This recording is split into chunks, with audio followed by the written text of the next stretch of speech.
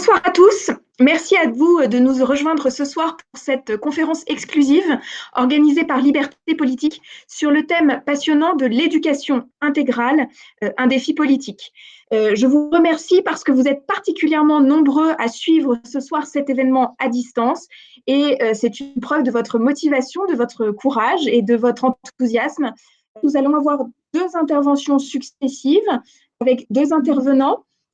François-Xavier Clément, tout d'abord, François Billot de Lochner, qui interviendra dans un deuxième temps.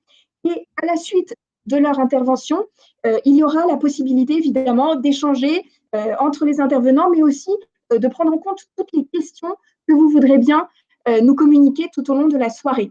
Nous allons tout d'abord écouter François-Xavier Clément. Vous êtes philosophe de formation.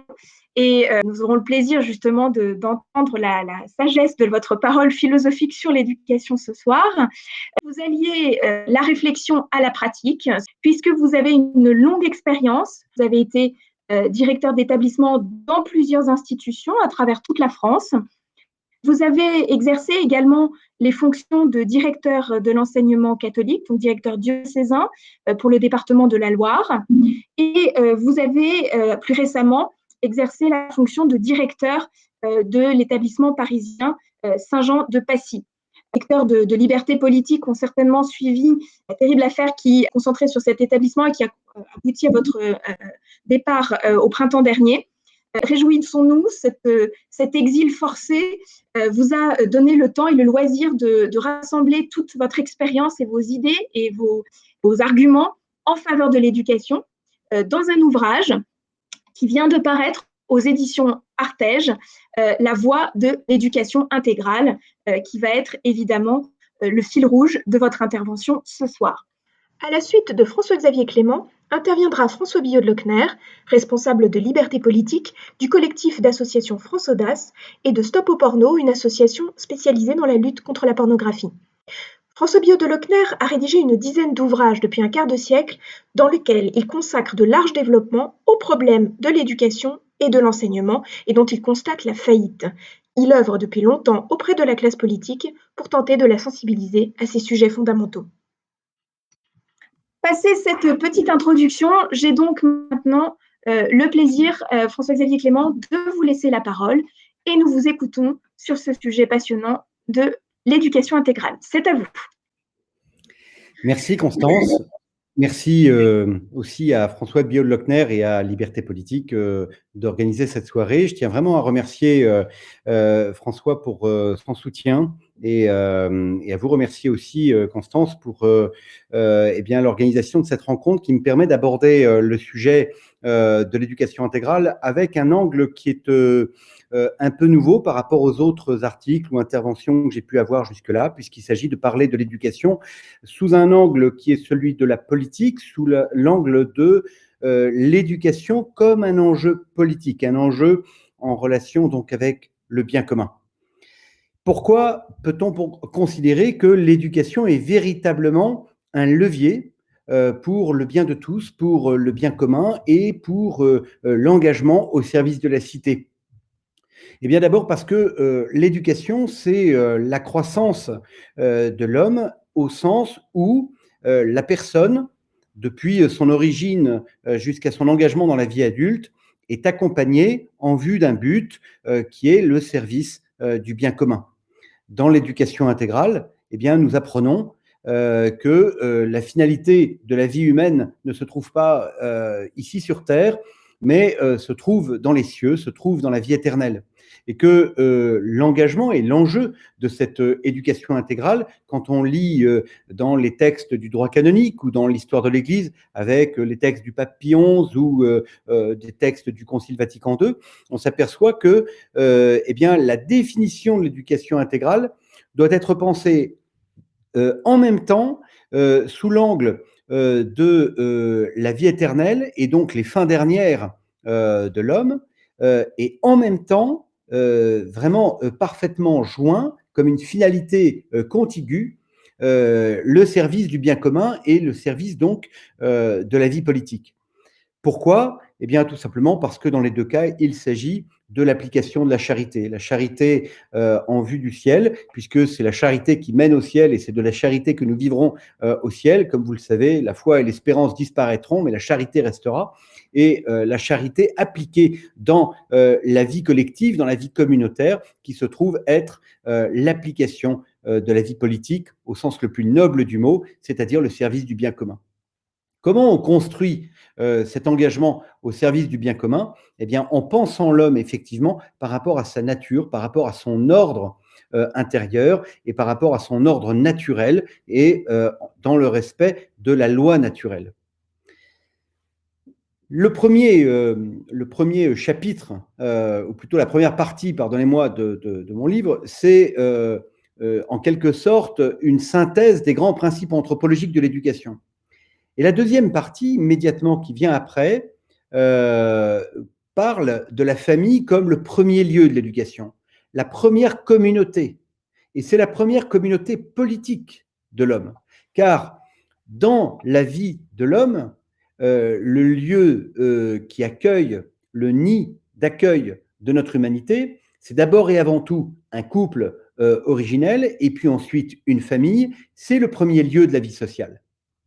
C'est le premier lieu de la vie sociale et c'est l'environnement à partir duquel eh bien, la croissance intégrale avec un père et une mère, avec des frères et sœurs, eh bien, va pouvoir se penser, va pouvoir se structurer et va permettre au petit homme eh bien, de se préparer à s'engager au service de la cité. L'éducation comme un levier politique se comprend donc en lien avec ce que l'on appelle la cellule domestique, la cellule constitutive du tissu social, à partir de laquelle eh bien, va se penser ensuite toute la vie sociale dans sa globalité, car par analogie, ce que l'enfant vit à l'échelle de la famille, il le vivra à l'échelle de la société. Et c'est dans la famille que s'exerce premièrement la fonction de l'autorité éducative. Alors, je voudrais dire sur ce plan-là que nous avons bien souvent une conception négative et caricaturale de l'autorité. Nous avons une vision extrinsèque de l'autorité. Nous considérons l'exercice de l'autorité d'abord comme un exercice d'injonction extérieure qui consiste à dire à un enfant ce qu'il doit faire, comme si c'était dans l'urgence pour tous les sujets de sa vie et comme si on allait l'éduquer avec le même procédé qui consiste à éviter qu'il se brûle ou éviter qu'il se blesse avec un objet contondant. Et je pense qu'il est très important de complètement réformer notre vision de l'autorité en considérant d'abord et avant tout l'autorité comme un acte intérieur. Acte intérieur qui consiste à avant tout assumer la légitimité de notre unité intérieure, commencer par s'interroger sur notre propre gouvernement. Celui qui n'est pas capable de se gouverner lui-même ne pourra pas gouverner d'autres personnes. Donc le premier effort de l'autorité, la première application de l'autorité est d'abord une autorité sur nous-mêmes. Ensuite, une autorité qui portera à la croissance d'un autre homme, d'un autre qui est, en l'occurrence, dans l'éducation, un enfant. Mais on pourrait développer la même chose dans le management. Général Pierre de Villiers a des pages absolument magnifiques sur la question de l'autorité et sur l'équilibre qu'il considère comme étant un courage qu'il faudrait bien souvent confesser, comme le disait Saint Jean-Paul II. Cette autorité pensée comme une croissance intérieure eh bien, signifie que c'est une intériorité qui rencontre une autre intériorité. Et j'aime cette représentation de l'autorité davantage comme un mouvement ascendant, et c'est ce que j'essaye de développer dans le chapitre sur l'autorité dans mon livre, comme un mouvement ascendant de la sève de l'arbre qui se développe dans l'ensemble des branches pour porter son mouvement de vie jusque dans les feuilles et jusqu'à donner des fruits, plutôt que dans un mouvement descendant qui n'est pas le mouvement de la vie, qui n'a rien d'organique. Le mouvement ascendant, c'est celui qui respecte le mouvement de croissance de l'être. Et que quand un enfant, aussi petit soit-il, eh bien, vient au monde et rentre dans une famille et découvre les premières relations et commence à croître et à se déployer, il ne le fait que de manière intérieure et de l'intérieur vers l'extérieur. Et ce mouvement-là n'est pas un mouvement qui s'exige, c'est un mouvement qui se suggère, c'est un mouvement qui s'intériorise du côté de l'éducateur comme du côté de l'enfant. Et il est très important de le penser ainsi dans le sanctuaire de la famille, sans quoi on a une vision qui risque l'asymétrie, qui risque une vision trop verticale, trop descendante de l'autorité. Je trouve rien de plus beau, vous voyez, que l'adulte qui se met à genoux devant son enfant ou accroupi devant son enfant pour lui parler du haut de ses 2 ou 3 ans. L'enfant, quand il regarde l'adulte, a une vision d'un être qui le dépasse de 2 ou parfois 3 fois sa taille. Avez-vous déjà pensé à cela? Et effectivement, l'asymétrie de la relation éducative est tout à fait naturelle, mais il n'est pas nécessaire d'en rajouter. Il n'est pas nécessaire d'en rajouter parce que l'autorité est d'abord une légitimité intérieure et que dans cette légitimité intérieure, l'adulte peut tout à fait se mettre accroupi, c'est-à-dire se mettre à la hauteur de l'enfant pour lui exprimer une exigence, lui exprimer de manière forte, lui exprimer avec détermination et avec une exigence qui ne souffrira pas, je dirais, de tergiversation, mais avec une très grande douceur et même avec une très grande tendresse. Et dans la vie familiale, il est important effectivement que la relation éducative comporte cet aspect de douceur.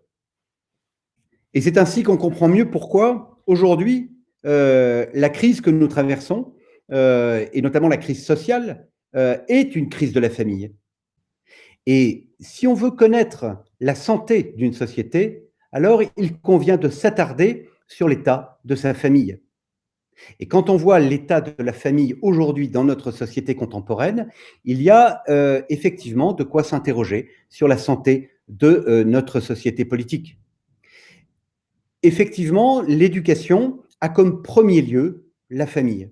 Qu'est-ce que ça signifie? Ça signifie que l'enfant a comme premier lieu incontestable et naturel la famille. Quand je dis incontestable et naturel, j'insiste un peu sur ce point-là un instant, il n'est pas possible de contester dans le cœur d'un enfant la légitimité de sa famille. On aura beau, dans une perspective rousseauiste, retirer l'enfant aux déterminismes sociaux de ses parents, comme le proposait Payon, on ne pourra pas le faire dans la réalité. Car dans la réalité, l'enfant revient toujours au curseur, pardon de cette expression, mais au juste équilibre et puis au lien affectif du cœur et même, j'ai presque envie de dire, du lien viscéral qui existe avec ses parents. Et même dans des situations douloureuses, dans des situations dramatiques et même dans des pathologies affectives ou sociales vécues dans certaines familles, eh bien, les enfants restent viscéralement attachés à ce lien de filiation. Et donc dire que la famille est le premier lieu de l'éducation, c'est insister sur un élément qui est constitutif de la nature humaine et du droit naturel. Et c'est aussi insister sur le fait qu'il faut réaffirmer la responsabilité des parents, le droit aussi des parents dans une société à librement choisir le type d'éducation qu'ils souhaitent pour leurs enfants. Tout cela a évidemment des conséquences politiques éminentes sur le plan scolaire, sur le plan de la constitution et la conception ou la création d'écoles. C'est évidemment un élément déterminant aussi dans la relation que l'on entretient à l'économie familiale, oikos, nomos, les règles de la maison. Qu'est-ce que cela signifie? Eh bien, cela signifie que la famille devrait être la mesure de l'économie, la mesure du bien de la société, et que la famille devrait toujours être la visée du politique pour servir l'intérêt même du bien commun en servant l'intérêt de la famille. L'autre aspect important dans la vie familiale, c'est la socialisation. Moi, j'aime bien employer ce terme de socialisation pour la famille. Il a été souvent employé pour insister sur le fait qu'il fallait faciliter la socialisation des enfants en les sortant de la famille. Moi, j'insiste pour dire que la socialisation est d'abord et avant tout dans la famille et que l'enfant fait l'apprentissage de la vie sociale, de la vie fraternelle, des relations, de sa vie affective, de la filiation, de l'organisation d'une toute petite communauté. Qu'il y ait 4 ou 10 enfants, c'est une petite communauté dans laquelle va petit à petit s'organiser une vie sociale pour l'enfant. Et c'est son repère social. Et ce qu'il vivra à petite échelle dans la famille, il apprendra petit à petit à le vivre par analogie dans la vie sociale. Ensuite, j'en viens, pour respecter le temps de cette prise de parole, j'en viens à la responsabilité de l'école. D'abord, une petite tension que je voudrais mettre en exergue, petite tension qui existe entre la responsabilité première des parents et de la famille d'un côté, et de l'autre côté, une responsabilité prétendument éducative de l'école. Certains s'inscrivent en faux depuis des décennies, pour pas dire plus, sur la responsabilité éducative de l'école. Certains considèrent que l'école est un lieu d'instruction, de transmission des savoirs, de transmission de la culture, d'apprentissage intellectuel, mais sûrement pas d'éducation. Je pense que cela est juste dans une vision idéale et dans une société dans laquelle la majorité des familles, la grande majorité des familles assument sa responsabilité éducative première et que la vie sociale est suffisamment apaisée pour que les différents lieux intermédiaires d'éducation, que sont les clubs sportifs, que sont le scoutisme, les ateliers artistiques, etc., assument une responsabilité éducative aussi. Force est de constater, bien évidemment, malheureusement, qu'aujourd'hui, ce n'est pas le cas. Force est de constater que la famille a beaucoup de mal et les parents ont beaucoup de difficultés à assumer cette responsabilité éducative. Force est de constater que les milieux sportifs ne sont pas des lieux d'éducation dans la grande majorité des cas. Que rares sont ceux, malheureusement, qui font appel au scoutisme. Et encore une fois, faudrait-il nuancer aussi cette question du scoutisme en s'interrogeant sur de quel scoutisme parlons-nous. Mais j'en viens à cette tension. Cette tension, elle est le fait de dire d'un côté que la famille est donc le lieu propre de l'éducation, le lieu premier et principal de l'éducation, et de l'autre côté, d'avoir une école qui se mêle d'éducation. Je dois vous confesser que comme chef d'établissement et comme éducateur, il m'est arrivé d'être tenté de dire à des parents, écoutez, laissez-nous faire, laissez-nous éduquer vos enfants, je pense que ça se passera mieux. Mais non, non, je ne pense pas que ça soit une bonne solution. Mais pourquoi avais-je cette tentation? Évidemment parce que je voyais que ce qui avait été difficilement mis en place dans la journée était détricoté le soir ou le week-end par une vie familiale déstructurée ou par l'absence même de vie familiale. Et effectivement, je pense que nous sommes actuellement, en 2021, dans une forme d'urgence éducative pour des raisons sociales, pour des raisons culturelles, pour des raisons aussi affectives. Il nous faut absolument retrouver des lieux d'éducation et des lieux d'éducation intégrale pour que une éducation intégrale permette aux enfants, en y intégrant les parents, de recevoir tous les éléments constitutifs de la personne humaine qui vont leur permettre d'acquérir des vertus, qui vont leur permettre d'apprendre à s'engager, d'apprendre à servir, d'apprendre à donner d'eux-mêmes sur le plan intellectuel ou sur le plan culturel, par un engagement social, par un engagement caritatif ou demain par leur engagement économique, professionnel, voire explicitement politique. Merci beaucoup François-Xavier pour cette intervention. Vous nous avez reposé les bases philosophiques de votre conception de l'éducation et Et effectivement, cet arrière-plan philosophique, cette place de l'intériorité, des vertus, me paraît tout à fait intéressant pour replacer l'éducation sur les bons rails. Il me vient une première réflexion, mais je vais laisser la parole à François Biot-de Lochner et nous aurons ensuite à échanger naturellement sur ce sujet après. Vous indiquez qu'une des tâches principales de l'éducateur est de faire grandir la notion du bien et du mal au sein de chaque enfant. Mais c'est peut-être là le nœud gordien de l'affaire et la principale des difficultés, puisque nous sommes effectivement dans un monde profondément relativiste qui considère purement et simplement que cette notion de bien et de mal n'existe pas. Et donc, la tâche à accomplir pour l'éducateur est d'autant plus immense. Alors, François Biot-de Lochner, du coup, la parole est à vous. Alors, d'abord, je voudrais remercier François-Xavier Clément pour son remarquable exposé. Il disait tout à l'heure, je tiens à rester dans mon temps de parole accordé. Vous avez parlé 20-25 minutes, on aurait été content de vous entendre 200 ou 250 minutes, tant vous donnez des clés fondamentales pour le redressement en fait de l'éducation en France qui se porte si mal et de l'enseignement en général qui se porte si mal. Alors, en ce qui me concerne, je vais faire plutôt un zoom, si vous le voulez bien, sur la partie éducation nationale, qui est évidemment un pan fondamental dans le cadre de l'enseignement aujourd'hui en France.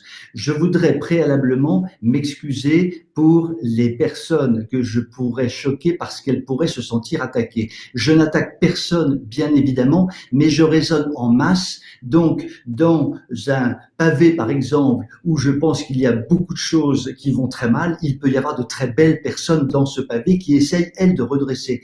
Donc, que personne ne se sente attaqué. Je travaille, j'allais dire, de façon un peu scientifique et un petit peu massive dans mon exposé. Alors, je voudrais successivement aborder 4 points. Le premier point, c'est quel est aujourd'hui l'état des lieux dans l'enseignement en France. On parle de l'éducation nationale, donc c'est l'enseignement en général. Alors les mots que l'on emploie aujourd'hui, est-ce que c'est déroute, est-ce que c'est combat perdu, est-ce que c'est écroulement? Le mot qui me semble le plus juste et qui va peut-être choquer beaucoup d'entre vous, c'est une débâcle. Nous sommes effectivement en 1940, c'est-à-dire que l'éducation, en 1940, je rappelle simplement que la meilleure armée du monde, c'était l'armée française, dans un pays considéré comme un des plus puissants du monde, s'est écroulé en quelques semaines à la stupeur mondiale générale. Eh bien, pour l'enseignement, l'éducation en France, nous sommes exactement dans le même cas de figure. Nous étions il y a un siècle la meilleure éducation nationale au monde, ou à peu près, et nous sommes maintenant dans un véritable écroulement. Alors, cette débâcle, cette véritable débâcle, je la situerai sur 3 points, sur 3 niveaux, qui tendent à prouver que véritablement on assiste bien à une débâcle. Premier point, la débâcle culturelle. Et là, on a un outil extrêmement simple, c'est l'outil PISA, c'est le fameux outil mondial qui classe les pays en fonction de la qualité de leur enseignement. Eh bien, le classement PISA, si je m'en tiens simplement aux 37 pays de l'OCDE, classe la France autour de la 20e place. Nous ne sommes même pas dans la première partie du tableau. C'est un écroulement complet sur le plan des connaissances, sur le plan culturel en général. Deuxième débâcle, c'est la débâcle sociale. Normalement, par l'éducation, par l'enseignement, nous devrions avoir une sorte de cohésion qui se met en route. Or, aujourd'hui, que se passe-t-il lorsque les enfants atteignent l'âge adulte? Il y a un nombre incalculable de déclassés, de marginalisés, d'abandonnés, et c'est une véritable débâcle sur ce plan-là. Et d'ailleurs, il y a un indicateur là encore très objectif, ce sont les actes de violence dans les établissements du primaire ou du secondaire. Dans les années 1950, Luc Ferry nous avait indiqué lors d'une réunion il y a quelques années que les actes de violence à la personne dans les années 1950 dans ces établissements étaient de 0. Aujourd'hui, ils sont au moins de 200 000. Nous sommes passés de 0 à 200 000, sachant qu'un nombre incalculable d'actes de violence à la personne ne sont pas déclarés. Donc, une véritable débâcle sociale. Troisième débâcle, c'est la débâcle morale. Tout à l'heure, François-Xavier Clément parlait de la notion de bien et de mal. Mais aujourd'hui, évidemment, il n'y a plus de notion de bien et de mal. Il faut une liberté absolue pour l'enfant. Il n'y a plus aucun repère véritable donné à l'enfant. Je dirais même qu'en réalité, il y a une valorisation du mal. Le bien, en fait, est complètement exclu de tout discours, mais le mal devient le bien. J'en donnerai un seul exemple. La sinistre Belkacem avait, lorsqu'elle était ministre de l'Éducation nationale, avait décidé de pervertir toute la jeunesse. C'était la fameuse documentation autour de « on s'exprime », c'est-à-dire que Belkacem voulait apprendre à nos charmantes têtes blondes, pratiquement dès le plus jeune âge, toutes les pires perversités sexuelles afin de les libérer sexuellement, ces chers enfants, alors qu'elle savait parfaitement qu'en développant de façon inconsidérée les pulsions primaires de ces enfants, elle les emprisonnait purement et simplement. Donc, fin de ce premier point, nous sommes dans une véritable débâcle et a priori, cela paraît un peu désespérant.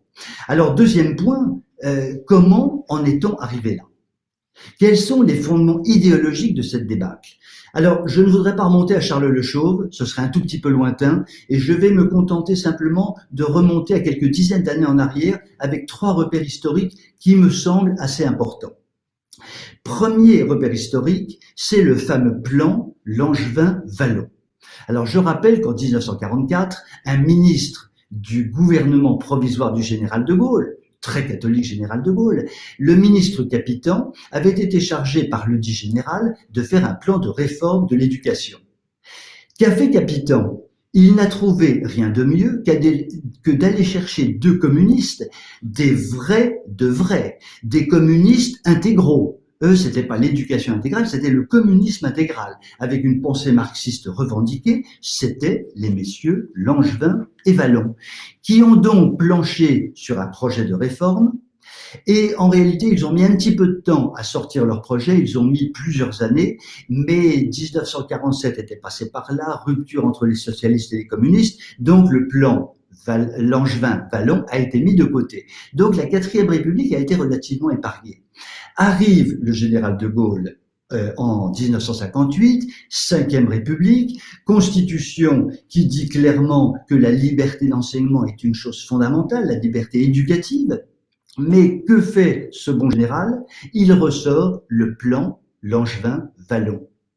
Or, si le plan Langevin-Wallon n'avait pas été appliqué au début de la 4e République, en revanche, le ministère de l'Éducation nationale avait été truffé de communistes par une sorte de cooptation, ça, les communistes savent très bien le faire, ce qui fait que lorsque la 5e République s'est mise en route, très naturellement, le plan Langevin-Wallon pouvait être mis en route puisque le département, le ministère de l'Éducation nationale était totalement marxisé, était totalement communiste.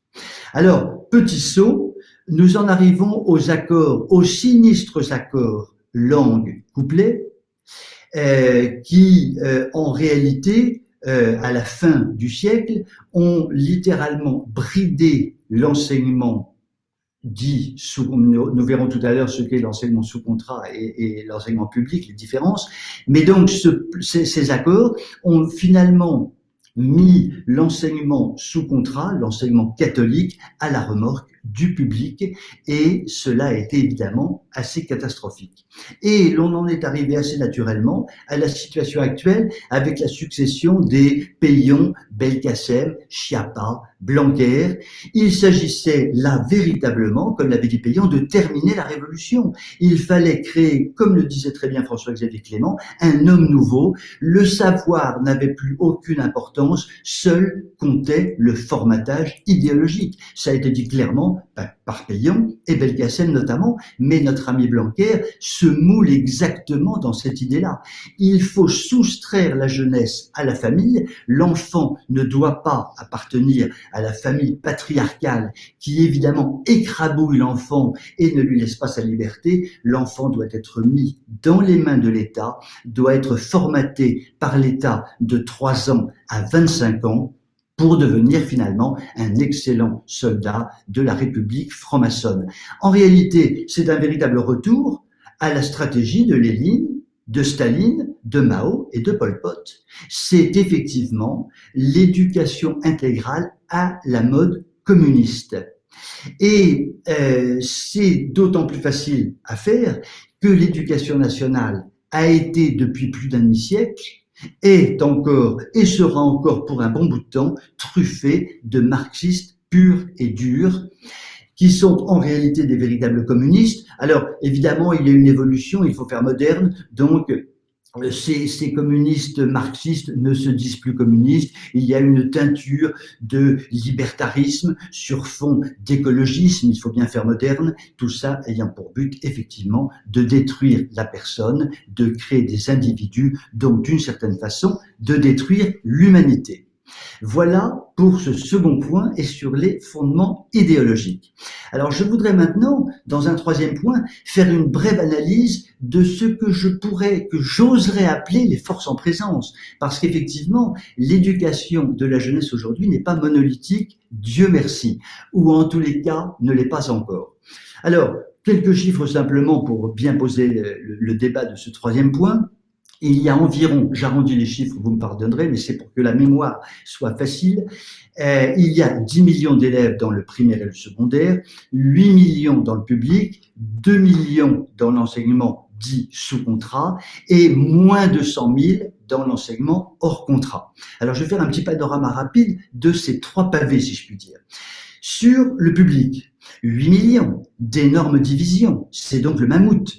Là, nous sommes dans une véritable dictature de l'éducation nationale, avec un mot d'ordre clair, net et précis, à gauche, toutes.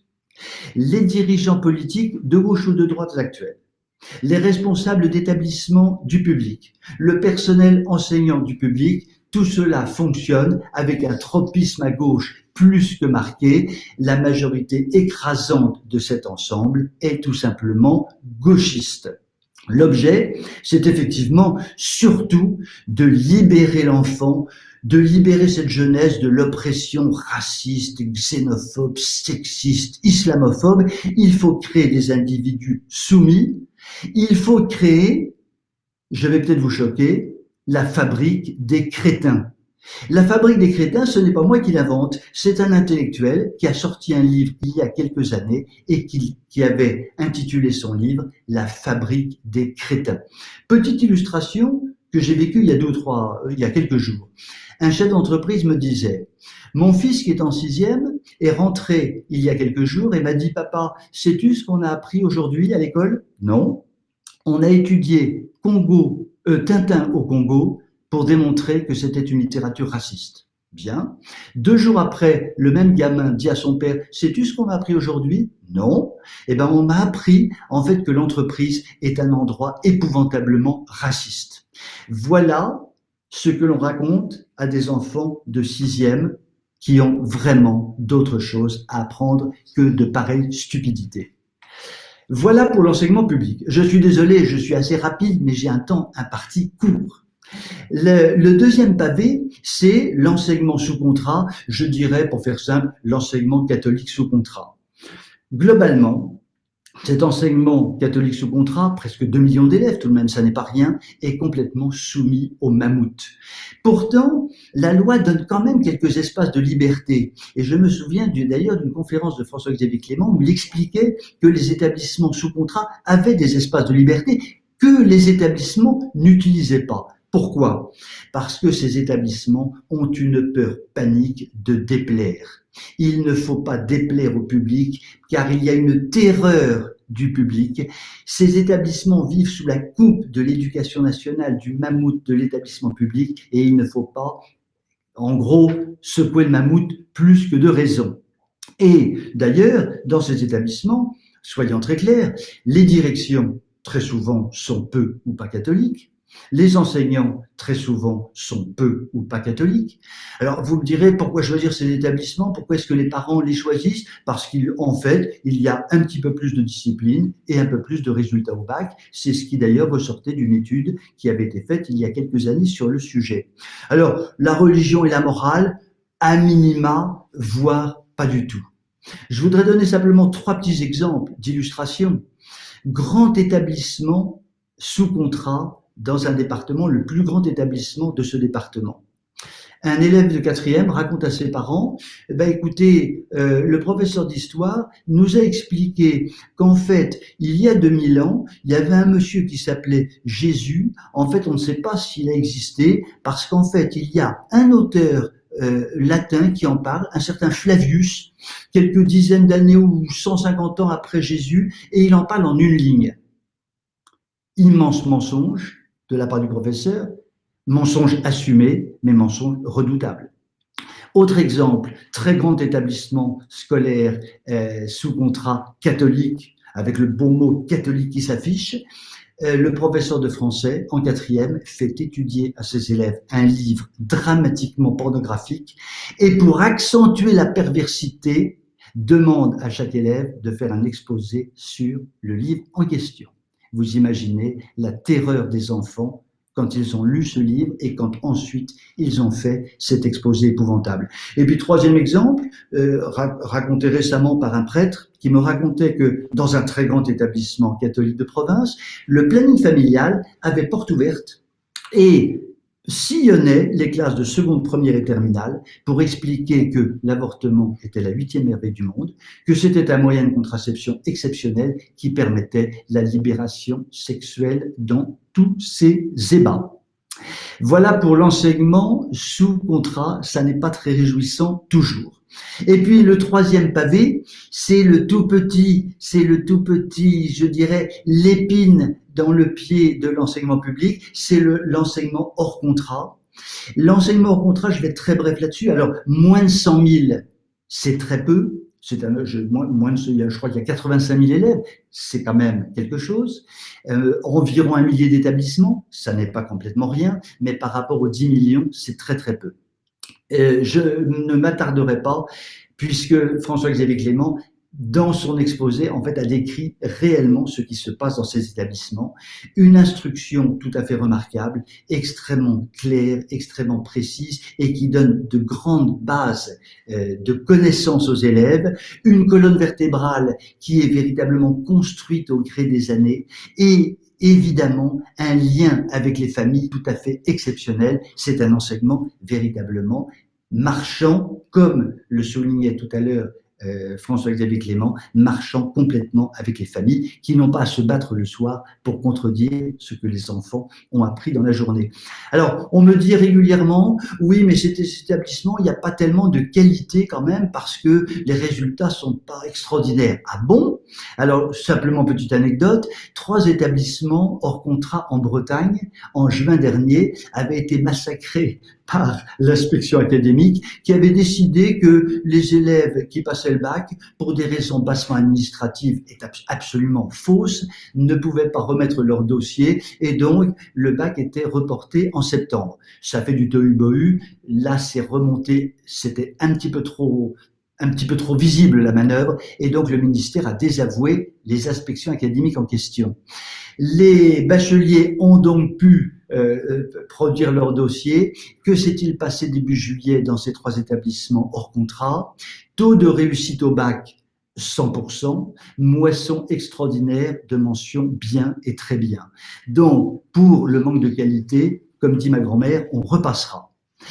4e et dernier point, maintenant, par rapport à ce panorama qui, a priori, ne paraît pas très réjouissant, que faire hic et nunc parce qu'on ne peut pas laisser les choses, on ne peut pas laisser l'éducation nationale, l'enseignement national s'effondrer comme il s'effondre actuellement. Il faut se bagarrer au jour le jour pour rétablir la liberté éducative dans notre pays et pour remettre sur pied un système éducatif qui permette à la jeunesse d'aujourd'hui d'être un beau monde d'adultes demain et donc de faire que la France reste un beau pays.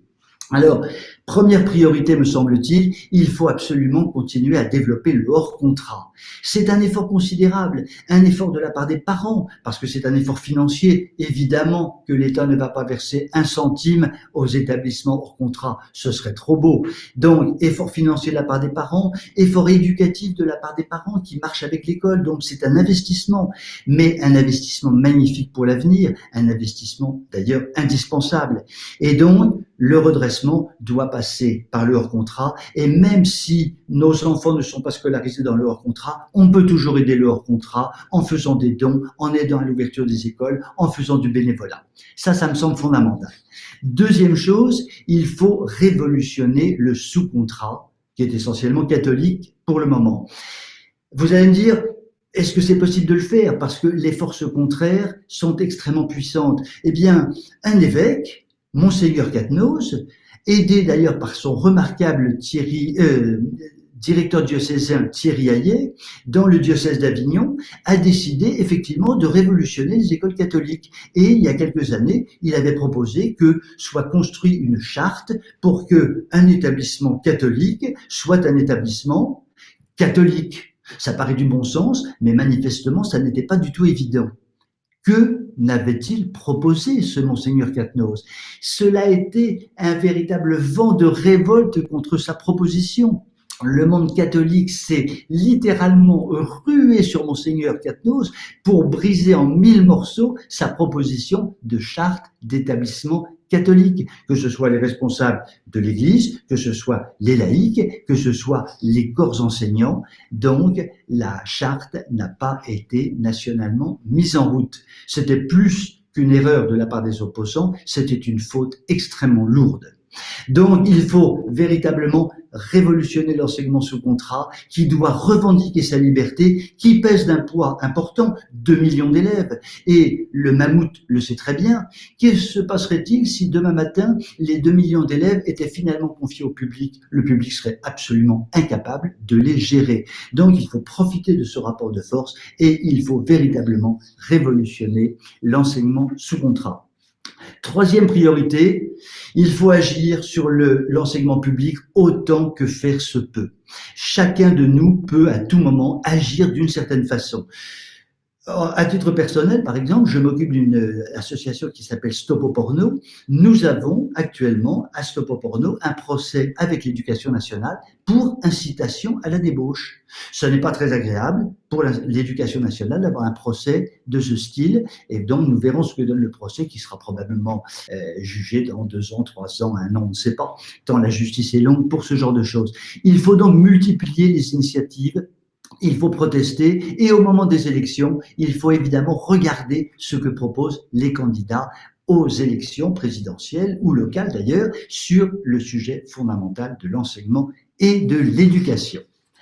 Pour conclure, je voudrais dire qu'il est vraiment possible d'agir. Et je dirais que ce n'est pas une possibilité, c'est un devoir absolu, car il y va de notre avenir à tous. Il n'y va pas que de l'avenir de la jeunesse, il y va de l'avenir de la France, car si la jeunesse s'écroule, elle sera un monde adulte qui s'écroulera et la France s'écroulera pour de bon. Donc nous avons le devoir d'agir. Et à cet égard, je voudrais vraiment dire à François-Xavier Clément que j'ai une immense admiration pour le travail qu'il a fait depuis des années, et notamment à Saint-Jean-de-Passy. Saint-Jean-de-Passy est l'exemple, c'est là l'exemple exceptionnel à suivre partout et sur tous les registres. C'est véritablement un sans faute. François-Xavier Clément a fait de Saint-Jean-de-Passy, en quelques années, un établissement non seulement de référence, mais un établissement qui, en plus de ça, essaime, car on voit bien ce que font aujourd'hui un certain nombre d'anciens élèves de Saint-Jean-de-Passy, après quelques années passées à Saint-Jean-de-Passy. C'est vraiment l'exemple à imiter, et quand je vois qu'effectivement François-Xavier Clément s'est fait combattre de cette façon-là, cela veut dire qu'il menait un combat complètement fondamental et essentiel, qui est en fait le combat de ceux qui préfèrent que l'enseignement catholique devienne un enseignement privé qui soit en fait une succursale du public et non pas véritablement un enseignement catholique qui doit être catholique puisqu'il s'agit d'établissements qui s'appellent catholiques. Donc pour conclure, il faut véritablement appuyer de toutes nos forces pour aider le hors contrat. Il faut redresser le sous-contrat en le secouant autant que faire se peut, et il faut ébranler autant que faire se peut le mammouth, et pour cela, je crois que nous aurons besoin du ciel, mais je crois qu'il y a un proverbe qui dit « aide-toi et le ciel t'aidera ». Alors, pendant que nous avons eu nos deux interventions, nous avons eu un certain nombre de questions qui se sont succédées. Je remercie tous nos participants qui sont arrivés sur leur écran d'avoir tenu le fil et d'avoir contribué à animer cette discussion. Alors, nous avons essayé de faire un peu la synthèse de différents axes des questions qui vous intéressent. Je propose, pour lancer la discussion, de pointer quelques éléments, quelques questionnements récurrents. Et puis, bien sûr, je laisserai ensuite François Biot-de-Lochner et François-Xavier Clément compléter et rebondir sur ces questions. Alors, il y a plusieurs groupes de questions qui taraudent à juste titre nos auditeurs. J'ai noté tout un ensemble de choses sur la question de la structure de l'école, la structure éducative, le rapport à la hiérarchie, qui est double, parce qu'il y a la hiérarchie de l'éducation nationale, d'une part, mais aussi la hiérarchie, dans le cadre de l'enseignement sous contrat, la hiérarchie catholique, les évêques, l'enseignement diocésain, etc. Et clairement, nos auditeurs font remonter cette tension.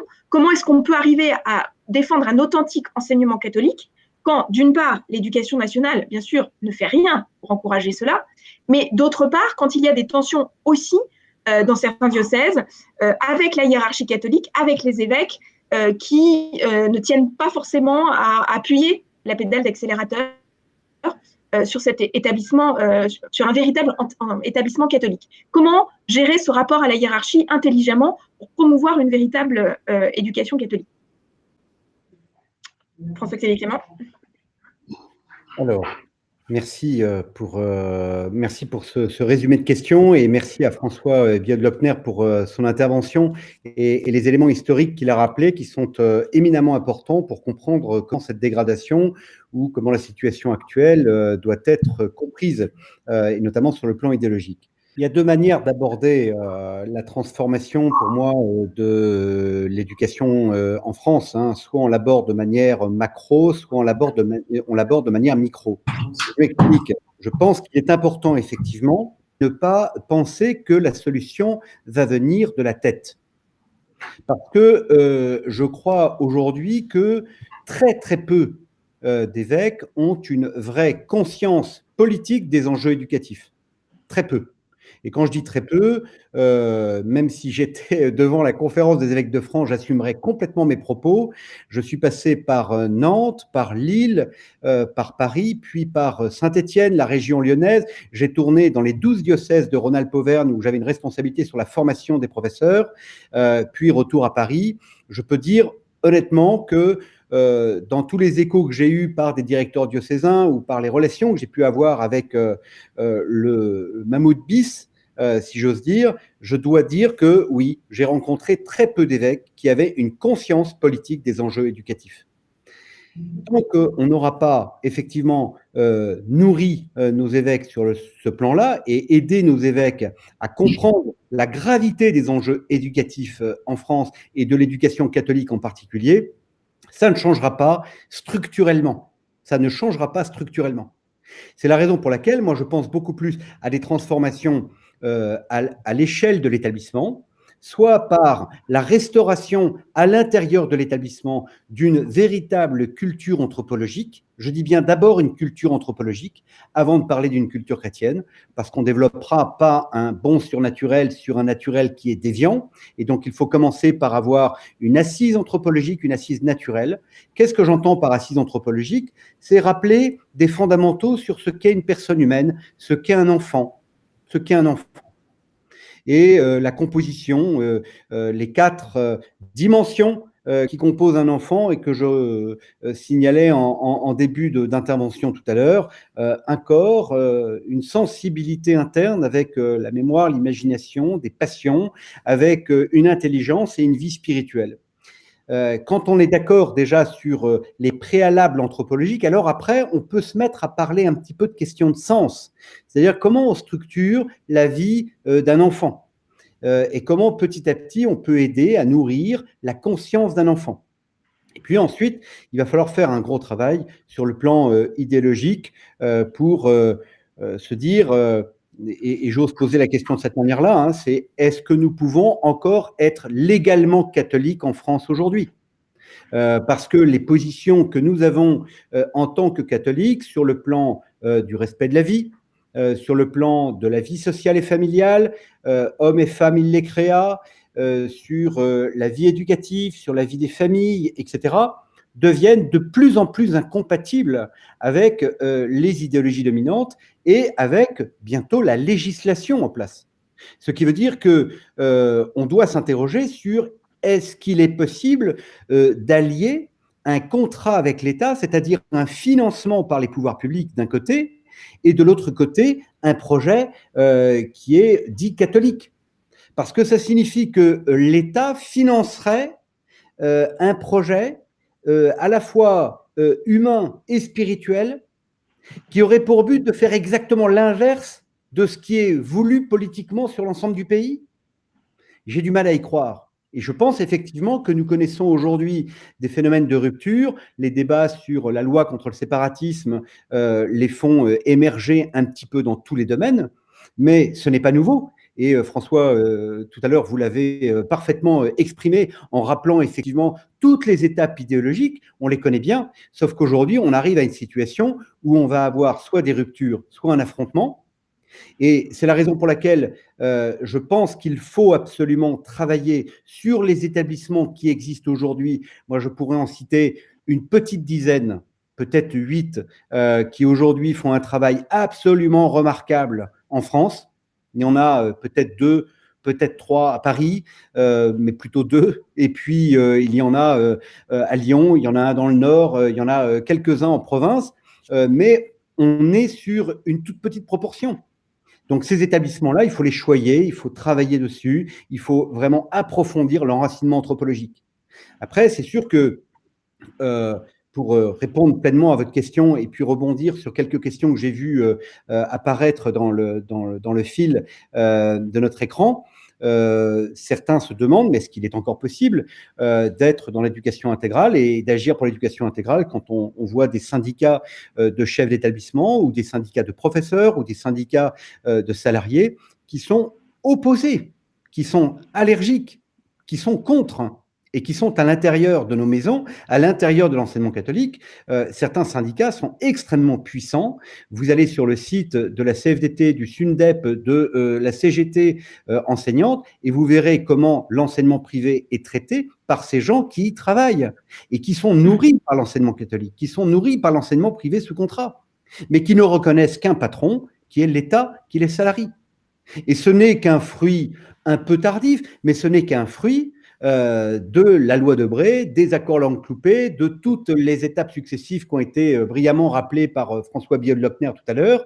Et je crois qu'il ne faut pas s'en étonner. Vous savez, c'est, comment dire, soit on est dans le principe de la révolution tranquille, hein, ou de la longue marche, selon le pays dans lequel on se trouve. Hein. La révolution tranquille, c'est au Canada. La longue marche, c'est plutôt Mao. Et soit on est effectivement dans, je dirais, la rupture. Ben, nous, on a connu une révolution tranquille, on a connu une rupture qui s'est faite par micro-rupture. Et puis un matin, on se réveille et on se dit, bah, tiens, on n'a plus le droit, finalement, d'être catholique légalement, légitimement dans notre pays. Est-ce qu'on peut encore avoir un enseignement catholique réellement catholique, c'est-à-dire missionnaire, c'est-à-dire engagé, avec une formation de l'intelligence, une formation de la volonté, une formation de toute la personne. Et puis, je terminerai en répondant à votre question sur l'aspect plus structurel. Nous avons en France une organisation de l'enseignement catholique qui s'appelle le Secrétariat général de l'enseignement catholique à Paris, avec des directeurs diocésains un peu partout en France, dans à peu près tous les diocèses, même s'il y a des interdiocèses. Et en fait, les directeurs diocésains étaient, il y a quelques décennies en arrière, souvent des prêtres ou des religieux, mais des personnes qui avaient une véritable unité de vie entre l'engagement que ça représentait et la filiation par rapport à l'évêque. C'est-à-dire qu'ils étaient vraiment l'homme de l'évêque ou le prêtre de l'évêque pour l'enseignement catholique. Aujourd'hui, c'est plus du tout le cas. L'enseignement catholique est devenu, par le jeu du contrat, par le jeu de la gestion des moyens, qu'il s'agisse des relations avec les collectivités territoriales, départements, régions, nationales, etc., ou qu'il s'agisse du rectorat et des liens avec le ministère ou avec les inspections académiques, les directions diocésaines sont devenues des grosses machines administratives dans lesquelles il n'y a plus tellement de place pour les aspects d'accompagnement professionnel d'éducateurs que sont les chefs d'établissement. Le chef d'établissement lui-même est devenu un gestionnaire. C'est-à-dire qu'aujourd'hui, il est très difficile de penser pour un évêque l'enseignement catholique dans la mesure où il n'en connaît pas bien les rouages, parce que c'est devenu un machin, comme disait De Gaulle, que vous avez cité tout à l'heure, comme De Gaulle en parlait pour la SDN. De la même façon, on pourrait dire que les évêques sont face à l'enseignement catholique comme face à un machin, quelque chose d'incompréhensible, où il est très difficile de savoir qui a le levier entre les mains pour faire évoluer la structure, pour faire évoluer les établissements, etc. Et donc, je pense qu'il peut y avoir un chemin de restauration où on retrouve le chemin véritablement innovant de l'actualité de l'éducation catholique et de l'éducation intégrale. Et j'insiste sur le caractère innovant parce que ce qui pouvait paraître il y a quelques décennies en arrière comme du conservatisme, aujourd'hui pourrait paraître innovant tellement tout cela a été déconstruit et oublié. Et je pense effectivement qu'il faut présenter comme un grand projet innovant que de réaffirmer le projet de l'éducation intégrale dans nos établissements, dans nos diocèses et dans l'Église d'une manière plus large. Rebondir. Oui, je voudrais, j'adhère évidemment à 100% à ce que vient de dire François-Xavier Clément. Je voudrais simplement faire trois observations ou trois remarques qui vont tout à fait dans son sens. Je crois que c'était pour les élections de 2012 de mémoire, donc ça devait être autour de l'année 2010, me semble-t-il. J'ai été convoqué à l'Assemblée nationale pour une réunion justement sur le problème de l'éducation en France, la réforme de l'éducation nationale, etc. L'éducation catholique l'enseignement catholique était représenté par trois personnes. Et j'ai été absolument horrifié, et je l'ai dit publiquement et je le redis ici, par l'obstruction complète de ces trois personnes à toute idée de réformer quoi que ce soit. C'était véritablement la remorque du public. Il ne fallait surtout pas faire de vagues, il ne fallait pas bouger, et à la limite, il fallait si possible se lever dans l'enseignement public, devenir une sorte de succursale de l'enseignement public. J'étais complètement sidéré, et c'est une discussion qui m'a profondément marqué, et je dois dire profondément blessé. Deuxième remarque, j'ai eu l'occasion, et j'ai eu la chance de pouvoir participer à la création d'une école hors contrat. Cette école hors contrat s'est créée à 100 mètres d'un grand établissement sous contrat. Et lorsque s'est ouvert cette école, l'établissement sous contrat, très connu, dit catholique, nous a convoqués et nous avons eu une discussion surréaliste avec la direction qui nous a agonie d'injures, pour faire court, en disant « mais que venez-vous faire là? Qu'est-ce que c'est que ça? C'est nous qui avons le monopole de l'éducation dans ce coin, qu'est-ce que c'est que ça ?» Et donc, vraiment un accueil, alors que c'était tout simplement un établissement hors contrat, fort sympathique. Voilà. Il y a maintenant 250 élèves dans cet établissement hors contrat qui marche remarquablement, avec de grandes listes d'attente, et c'est assez amusant de voir que finalement, a priori, tout était mis en route pour qu'on n'ouvre jamais, et cet établissement marche remarquablement et, à mon avis, n'a pas fini de faire parler de lui. Et puis, le troisième point, c'est sur ce qu'a dit François-Xavier Clément, donc sur effectivement comment faire bouger les choses. Là, j'insiste lourdement sur la responsabilité que nous avons tous à nous investir dans ce secteur fondamental. Et je reviens sur le hors-contrat qui peut servir finalement comme, je dirais, le Vatican au moment où Staline disait combien de divisions, cette phrase stupide de Staline qu'il a dû regretter toute sa vie, et heureusement qu'il est mort d'ailleurs.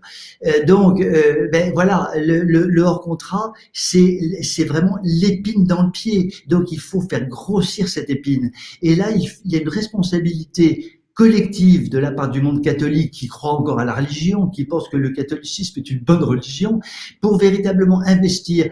Je pense investir ce secteur. Je pense par exemple à des discussions que j'ai avec des professeurs qui sont dans le sous-contrat. Ils me disent, dans le sous-contrat, on ne peut strictement rien faire. On a bien envie d'aller dans le hors-contrat, mais on sera un peu moins bien payé et nos retraites seront plus faibles. Oui, bien sûr, je comprends, mais c'est peut-être aussi le prix à payer pour redresser les choses. Parce que les parents pourraient dire, moi, j'aimerais bien mettre mes enfants dans le hors-contrat, mais ça coûte cher et je préfère aller au sport d'hiver. Non, il y a plein de parents qui mettent quand même leurs enfants dans le hors-contrat, puisqu'il y a presque 100 000 élèves. Donc, je pense que si on part du principe qu'il ne faut absolument pas faire d'efforts personnels, nous aurons beaucoup de mal à faire bouger les choses. En revanche, si nous avons la volonté de faire des efforts personnels, en temps, en argent, en bénévolat, en tout ce que l'on veut, nous allons être exactement dans le schéma qu'indique François-Xavier Clément, c'est-à-dire un schéma qui consiste non pas à essayer effectivement de modifier les choses à la tête, il faut essayer de le faire, mais avec un risque d'échec extrêmement grand, je l'ai vécu à titre personnel en 2010, mais plutôt effectivement essayer par les pieds de faire bouger les lignes, de faire bouger les choses et de faire en sorte que par capillarité, le développement. Moi, je suis très frappé sur cet établissement hors contrat que j'ai eu la chance, sur laquelle j'ai eu la chance de m'investir. Je suis extrêmement surpris par la différence de ton en une demi-douzaine d'années. Il y a une demi-douzaine d'années, en gros, on me disait: bon, vous êtes gentil, allez jouer avec vos billes, on se demande ce que vous êtes en train de faire. Maintenant, on me téléphone en disant, les mêmes, vous ne pourriez pas essayer éventuellement de mettre le dossier de mon fils en tête de liste parce que je crois qu'il y a une énorme liste d'attente et j'aimerais bien que mes enfants y aillent. Il y a eu un basculement complet de la mentalité de tout ce coin-là par rapport à cette école. Donc voilà, il y a des tas de choses qui montrent que l'on peut effectivement faire bouger les lignes et il ne faut surtout pas baisser les bras. François-Xavier Clément, vous vouliez réagir sur cette question du hors-contrat? Oui, parce que moi, je ne vous cache pas que l'expression hors-contrat me gêne. Et je vais vous dire pourquoi. Elle me gêne pour une raison historique et pour une raison structurelle. Parce qu'elle sous-entend que la démarche de création d'une école libre par des parents, par un prêtre, une communauté, etc., eh bien, se fait relativement à la loi de Debré, avec ou sans contrat. Or, l'histoire de l'enseignement catholique, ce n'est rien d'autre que des écoles qui ont été créées librement sur initiative privée, indépendamment de tout gouvernement, indépendamment même du gouvernement de l'Église, rappelons-le. C'est-à-dire que ce ne sont pas les diocèses qui ont créé les écoles, ce sont souvent des curés de campagne, ce sont souvent des congrégations, et ensuite, petit à petit, qui se sont coordonnés, qui se sont épaulés, qui se sont structurés, et les congrégations sont nées comme ça. Après, on a employé le terme, et je comprends très bien que vous l'employez. Moi aussi, je l'emploie assez souvent, ce terme, parce qu'il est pratique. Il faut préférer le vocable d'école indépendante, effectivement. Bien sûr. Mais moi, je pense qu'il faut tout faire pour arrêter de l'employer, parce que je préfère qu'on parle d'école libre, parce que désormais, ce sont ces écoles qui sont libres. Qu'on parle d'écoles libres au lieu d'écoles hors contrat ou d'écoles indépendantes. Mais encore une fois, je ne suis pas sûr que le terme soit juste parce qu'elles ne sont pas indépendantes dans la mesure où c'est l'occasion de sacrifices considérables de la part de ceux qui investissent dans ces écoles. C'est des écoles qui sont très intégrées dans le tissu social, dans le tissu local et qui sont au service de l'Église. Malgré elles parfois, parce que les hommes d'église ne les aident pas toujours et n'ont pas toujours une juste appréciation de ces écoles, pas toujours, parfois oui, mais parfois non. Et je pense que c'est important de se dire que ces écoles qui se créent, qui naissent tous les jours, en tous les cas tous les ans dans notre pays, ne sont rien d'autre que la fidélité à l'histoire de l'éducation catholique en France. Et il faut absolument, effectivement, non seulement les encourager, les développer, mais elles sont, vous le disiez, je crois, François, tout à l'heure, une petite épine dans le pied qui continue, malgré tout, d'émettre une petite musique dissonante par rapport au cœur des vierges du système.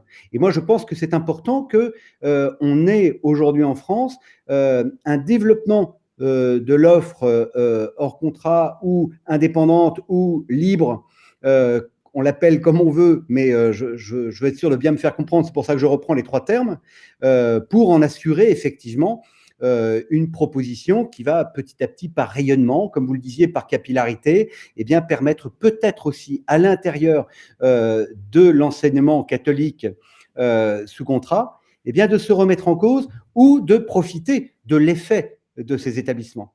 Car si aujourd'hui, vous avez des écoles qui tiennent la route dans l'enseignement catholique, c'est avant tout parce qu'il y a eu une fidélité dans la filiation des personnes. Vous avez la gentillesse de rappeler le travail que j'avais fait à Saint-Jean-de-Passy. Je dois dire que je suis arrivé dans un contexte. J'ai succédé à une personne qui n'était pas du tout dans le projet de l'éducation intégrale, c'est certain. Mais en revanche, j'ai travaillé avec 3 ou 4 personnes qui avaient des bonnes places dans l'établissement pour porter véritablement le projet et surtout le maintenir malgré je dirais le système ambiant ou malgré la culture ambiante. Je pense à un aumônier absolument remarquable, je pense un directeur financier aussi, je pense à la directrice de l'école primaire, qui sont des personnes qui ont porté véritablement le projet aussi avec moi. Oui, alors, ce que je trouve fascinant, excusez-moi une seconde et je vous laisse la parole, Constance. Ce que je trouve fascinant, vous venez de dire une phrase essentielle, c'est que en réalité, dans cet établissement, parce qu'il y a des gens qui pouvaient penser que c'était un établissement déjà exceptionnel, que finalement vous n'avez fait que prolonger, etc. Pas du tout. Vous vous êtes appuyé sur quelques personnes pour révolutionner. Et on peut véritablement, effectivement, révolutionner. Les révolutions, d'ailleurs, se font toujours avec très peu de personnes. Hein. Donc, vous avez effectivement révolutionné cet établissement en vous appuyant sur quelques personnes bien précises, et ça a permis d'entraîner cette grosse masse, parce que le fameux établissement de Saint-Jean-de-Passy est une énorme maison. Donc, vous êtes encore plus méritoire, si je puis dire, parce que vous étiez au départ relativement seul. C'est pas tout à fait ce que je voulais dire, mais c'est pas grave. Oui, moi je le dis. Il faut le dire, vous avez raison. Alors, je tire le fil de cette question de la réforme par la base. Comment est-ce que de l'intérieur des établissements, on arrive justement à inverser la vapeur d'un système éducatif profondément corrompu? Et je rebondis sur 2 questions qui sont venues un petit peu plus tôt dans la conférence. La première, c'est la question de la formation des enseignants, qui, à mon avis, est absolument cruciale. Effectivement, porter un projet d'éducation intégrale, c'est essentiel, mais comment fait-on pour trouver l'armée d'enseignants militants qui ne soient pas tous encartés dans un syndicat, mais qui, au contraire, ont le souhait et le désir ardent de mener à bien cette éducation intégrale? Alors, je veux bien commencer à répondre, si vous voulez. La formation des professeurs est l'enjeu majeur, hein, ça c'est certain. Tant qu'on n'aura pas formé une véritable armée de professeurs, comme vous dites, on ne pourra pas créer une alternative au système général. C'est la raison pour laquelle, du reste, je suis en train de m'engager dans un projet auquel je me permets de faire allusion, qui est Saint-Joseph Éducation. Saint-Joseph Éducation est la création d'un label sur l'éducation intégrale et en même temps la création d'un laboratoire d'innovation éducative avec un centre de formation, avec l'accompagnement des établissements pour les aider à retrouver les fondamentaux de l'éducation intégrale, pour accompagner des établissements hors contrat ou des établissements même sous contrat. La formation des professeurs, ça fait très longtemps que je travaille sur ce sujet, puisque j'étais moi-même, je le disais tout à l'heure, en tant que directeur diocésain de Saint-Étienne, j'avais la responsabilité pour les 12 diocèses de Rhône-Alpes-Auvergne de suivre la formation des professeurs dans les différents centres de formation pour le premier et le second degré, c'est-à-dire pour les écoles primaires, les collèges et les lycées. Et quand je suis arrivé à Paris, à la tête de Saint-Jean-de-Passy, j'ai été contacté assez rapidement par un monsieur qui est un grand philosophe et un monsieur pour qui j'ai beaucoup d'amitié et de respect, qui est Philippe Nemo. Philippe Nemo a travaillé cette question de la formation des professeurs, j'ai envie de dire un peu dans les larmes, parce que c'est un homme qui a beaucoup réfléchi sur cette question, et il m'a proposé, en partenariat avec Saint-Jean-de-Passy, que nous créions ensemble une école professorale. Nous avons créé donc l'école professorale de Paris, le PP, qui est un très beau site internet si vous voulez aller voir, et l'école professorale a pour but de retrouver la formation académique des professeurs. Ce qui manque aujourd'hui, c'est avant tout cela, la formation académique des professeurs. On pense souvent que les professeurs ont un problème qui est d'ordre premièrement éducatif, ou premièrement moral, ou premièrement d'attachement à la structure, à la maison, à l'enseignement catholique, etc. Non, non, non. Le premier problème, il est dans la formation intellectuelle des professeurs. Nous avons des professeurs qui ne sont pas assez bien formés sur le plan intellectuel et sur le plan académique, c'est-à-dire dans leur discipline d'enseignement. Récemment, il y a eu une réforme de la formation des professeurs. Elle vient de passer, là, au mois de mars, probablement, je dirais, profitant des effets, comme de nombreuses législations, de la pandémie et des confinements divers et variés. Si on suit la Gazette du Palais, chose que François doit faire mieux que moi, j'imagine qu'on voit passer tout un tas de choses. Cette nouvelle réglementation sur la formation des professeurs consiste à entériner le fait que désormais, la validation du concours des professeurs, portera sur un entretien professionnel et non plus sur leur discipline. Ce qui veut dire qu'ils vont être essentiellement formés désormais en sciences de l'éducation pour se préparer à l'enseignement et non plus sur leur discipline. C'est ainsi que vous avez, comme ça m'est arrivé une fois à Saint-Jean-de-Passy, et ça m'est arrivé aussi dans un autre établissement, un professeur de lettres qui vous dit Monsieur le directeur, je suis désolé, mais la grammaire que vous êtes en train de mettre en place en collège est une grammaire que je ne comprends pas et que je ne saurais pas enseigner, donc je préfère mettre mon poste au mouvement et partir. Et le professeur en question est parti. Parce que professeur de lettres qu'elle était, elle ne comprenait pas les fondamentaux de la grammaire. La grammaire de la phrase, l'enseignement littéraire doit commencer par la maîtrise des mots, des phrases, des textes. Et nous avons aujourd'hui, et il y avait une question, je crois, sur ce sujet de la formation littéraire, c'est un levier majeur de l'éducation intégrale. Parce qu'un enfant sans les mots, sans le rapport aux mots et sans le rapport à la phrase, demeure ignorant, demeure incapable de subtilité, demeure incapable d'exprimer ce qu'il pense, ce qu'il ressent, ce qu'il comprend, incapable d'intégrer une vision et la vision du monde, une culture, etc. Ce qui veut dire qu'un enfant qui n'a pas de formation littéraire est une brute. Et il ne faut pas s'étonner de la violence dans laquelle se trouvent aujourd'hui les enfants, alors qu'on ne leur donne aucun moyen d'exprimer leur passion, leurs sensations, leur tristesse, leur colère, tous les mots qu'ils vont exprimer sont soit de l'ordre de l'onomatopée, soit de l'argot, soit du raccourci, soit de la caricature, soit de confusion. Parfois, ils emploient un mot pour un autre. Mais il faut se dire que, et là j'ai parfaitement conscience que Saint-Jean-de-Passy est une île au milieu, je dirais, d'un désert. Grâce à Dieu, il y a d'autres îles, mais il n'y en a pas beaucoup. La grande majorité aujourd'hui des enfants n'ont pas de formation littéraire digne de ce nom. Et cette formation littéraire, j'avais mis en place un cours de belles lettres en classe de 6e pour que les enfants fassent l'apprentissage de l'étymologie latine et grecque dès la 6e, puisque le latin commence en 5e. J'avais mis ça en place à l'époque pour vous dire et pour illustrer ce que disait François tout à l'heure sur les marges de liberté que nous avons. Si j'ai mis ça en place, c'est à l'époque où votre ami Najat Vallaud-Belkacem tentait de retirer le latin des collèges. Et plutôt que de la laisser faire, j'ai créé le cours de belles lettres pour arguer d'un projet pédagogique spécifique à Saint-Jean-de-Passy en disant « Mais non, désolé, nous avons le cours de belles-lettres en 6e, dès la 6e, donc ce qui veut dire que tous les élèves choisissent le latin et gardent le latin jusqu'en classe de 3e. » Finalement, sa réforme a fait pchit, vous connaissez la suite, et finalement, on a pu, malgré tout, garder le latin, et il n'y a pas eu trop de mal de fait, même si pendant un an, malheureusement, ça a fait vaciller l'apprentissage du latin dans bon nombre de collèges, et notamment des collèges publics. Mais cette question, comment dire, de la formation de l'intelligence, ce n'est de la formation littéraire, lapsus révélateur, n'est rien d'autre que la formation de l'intelligence. Car sans les mots, il n'y a pas de pensée. Et sans le rapport à la phrase, il n'y a pas de subtilité dans les concepts, dans l'inhérence des concepts, dans la compréhension de l'argumentation, dans les rapports de causalité, et donc dans une réflexion un peu suivie, un peu critique, un peu analytique, etc.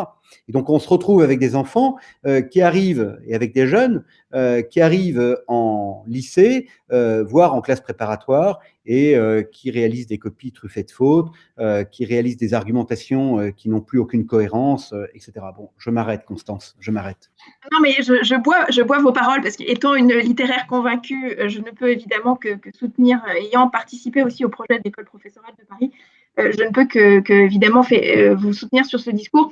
Et c'est vrai, j'ouvre une très brève parenthèse, je trouve particulièrement dommage que certains établissements catholiques sous contrat extrêmement prestigieux aient tellement mis l'accent sur le concours tout-puissant, le résultat au bac, etc., que ça aboutit au résultat que la filière littéraire en particulier finisse dans certains établissements par disparaître purement et simplement. Et c'est vrai que c'est un problème anthropologique profond, parce que c'est envoyer le message à l'échelle globale, à l'échelle publique, qu'on peut faire sans les études littéraires, ce qui est évidemment extrêmement contestable. Alors, je voudrais rebondir sur tout un autre thème de questions qui ont circulé. Oui ? Une seconde. En 2 phrases, je voudrais rebondir sur ce que vous venez de dire tous les deux. Et moi, à titre personnel, je mets en garde les parents de l'enseignement, que ce soit l'enseignement catholique sous contrat essentiellement, mais quelquefois aussi dans l'enseignement complètement libre, d'avoir comme seul critère le résultat du bac. Je suis complètement sidéré dans les discussions que nous avons chaque année en juin. Alors, on les aura plus maintenant puisque le bac pratiquement va être supprimé. Finalement, ça revient à ça. Mais pendant 20 ans, la grande discussion de fin juin, début juillet, c'était vous avez vu, les établissements catholiques, ils ont des superbes succès au baccalauréat. Et quand on creusait, c'était l'unique critère, succès au bac et si possible mention. Aucune idée, aucune évocation de l'éducation intégrale. Est-ce qu'il vaut mieux avoir son bac avec 11 et une très belle colonne vertébrale plutôt que avoir son bac avec 18 mais éventuellement fumer du hashish tous les soirs? Et on sent bien que dans les milieux catholiques, il n'y avait qu'une seule façon d'évaluer les choses, qui est tragique, parce que c'est vraiment réduire simplement à un diplôme qui d'ailleurs depuis quand même très longtemps est assez dévalué. Alors bien sûr, c'est la porte d'accès aux grandes écoles, à ceci, à cela, on peut comprendre, mais vraiment il y a un excès du côté des parents et il faudrait vraiment que là aussi les choses changent. Vraiment, l'éducation intégrale, tout à fait, qu'une mention bien au bac. Le problème que vous soulevez, François, est vraiment très important, et je me permets d'insister sur ce dernier point. Je pense que dans les familles catholiques aujourd'hui, il y a comment dire, se poser la question, est-ce que véritablement nous sommes capables de nous libérer de la peur du déclassement social? Il y a une peur du déclassement qui est quelque chose comment dire, comme une angoisse structurelle dans nos familles, qui nous conduit effectivement, comme vous le disiez il y a un instant, à espérer la mention pour les grandes écoles, sans du tout poser la question du sens de la vie, de l'essentiel, du sacré. Moi, j'aime bien rappeler ces 3 dimensions, l'important, l'essentiel et le sacré.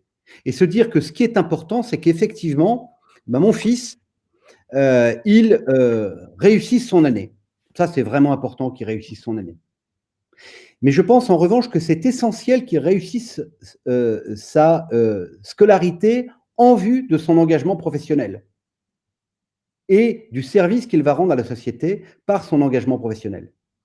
Et enfin, je pense qu'il est sacré qu'il réussisse sa vie en vue de la vie éternelle. Et quand vous prenez ces 3 dimensions, vous avez finalement les 3 dimensions comme les 3 poupées russes qui s'emboîtent l'une dans l'autre et qui permettent de comprendre que eh bien, la toute petite poupée russe du milieu, elle n'a de sens qu'à partir du moment où on la comprend dans la grande enveloppe de la poupée supérieure. Et que la poupée intermédiaire, elle ne peut se comprendre que par rapport à la poupée supérieure. Et quand vous prenez ces 3 dimensions, moi ça m'est arrivé très souvent d'expliquer ces 3 dimensions à des parents, en insistant sur le fait qu'ils avaient transformé en sacré ce qui est juste important. Voilà, ce qui est juste important. C'est tellement important que Guillaume réussisse son année. Mais oui, madame, je suis d'accord avec vous. C'est tellement important. Mais reconnaissez que c'est pas sacré. Et ce qui est sacré dans l'année de Guillaume, c'est qu'il apprenne à rendre service. C'est qu'il reste fidèle à sa promesse scout. C'est qu'il rende, je dirais, à ses parents tous les jours par son engagement, par sa joie, par sa tendresse, ce que ses parents lui ont donné. C'est qu'il réalise sa prière tous les soirs, c'est qu'il fasse son travail de son mieux. Mais qu'il ait 18 de moyenne, on s'en fiche pas mal. On s'en fiche pas mal. Et effectivement, quand on reprend l'important, l'essentiel et le sacré, et qu'on regarde ce qui était sacré dans ma journée, ben excusez-moi, mais vous avez des enfants qui ont tout compris au sacré dans leur journée, mais qui galèrent terriblement dans ce qui est important. Et est-ce que véritablement c'est grave? Moi, ça m'est arrivé de rassurer les parents en leur disant, mais concentrez-vous sur le sacré, pleurez sur le sacré, mais ne vous énervez jamais sur le temps. Très bien. Je rebondis pour inviter nos participants à se plonger également dans le numéro de la revue que j'évoquais tout à l'heure de Liberté politique, transmettre entre culture et morale, où nous développons justement cette question-là, de savoir qu'est-ce qui est important in fine dans l'éducation. Et c'est vrai qu'on rejoint le thème initial de notre conférence, à savoir un défi politique. Parce que qu'est-ce qui se passe à la génération d'après? Ces jeunes qui ont été formés dans ces établissements catholiques pour le bac, pour une mention au bac, pour une prépa, pour une grande école, et bien finalement le moteur de leur vie, c'est une certaine forme de réussite sociale, mais ça se traduit par un désengagement public. Du moment que je gagne, pardonnez-moi l'expression, le fric suffisant pour pouvoir aller en vacances au ski, j'ai réussi ma vie. Mais qu'est-ce que je transmets à l'échelle publique, au niveau public? Comment est-ce que je participe justement à cette construction de cette société en fonction des valeurs qui sont les miennes? Eh bien, cette question, on se la pose de moins en moins à mesure justement qu'on a interverti l'ordre entre l'important, l'essentiel et le sacré. Donc, c'est vraiment un défi politique au sens où c'est la société qui en pâtit par la suite. Oui, et d'ailleurs, pour prolonger ce que vous dites, Constance, je note, alors je n'ai pas fait le calcul scientifique parce que l'idée m'a été donnée il y a 2 ou 3 jours par quelqu'un qui me téléphonait. Mais en réalité, ce serait très intéressant aujourd'hui de prendre, par exemple, sur les 20 dernières années, la liste des présidents de la République et de tous les ministres et de voir le nombre qui a été élevé dans des établissements dits catholiques. C'est impressionnant. Je pense que c'est effrayant. Et aujourd'hui, ils sont tous complètement déconstructivistes. Macron le premier, qui a été élevé chez les jésuites. Donc, on voit bien que l'enseignement, désolé d'employer ces mots, mais c'est vrai que l'enseignement sous contrat, c'est pas un joli terme, et puis c'est pas bon. Mais l'enseignement sous contrat, au moins les gens comprennent. L'enseignement catholique sous contrat a été raisonnablement, scientifiquement, on peut le calculer, a été une formidable machine à créer des élites complètement athées, francs-maçonnes et déconstructivistes. Ça pose quand même véritablement problème. Et je voudrais simplement citer un exemple tout à fait ahurissant que vous connaissez sans doute. Je pense que c'était dans les années 60, je ne me souviens plus de l'année, je m'en excuse. Vous savez que les jésuites, à leur tête, ont un général. Donc, à l'époque, il y a eu un général qui a été nommé, qui était le général Arroupé. Il avait dû être nommé, pardonnez-moi si je me trompe, mais par Jean XXIII ou par Paul VI. Mais je pense que c'était peut-être plutôt Jean XXIII. Arroupé est arrivé en mai d'une année au Mexique.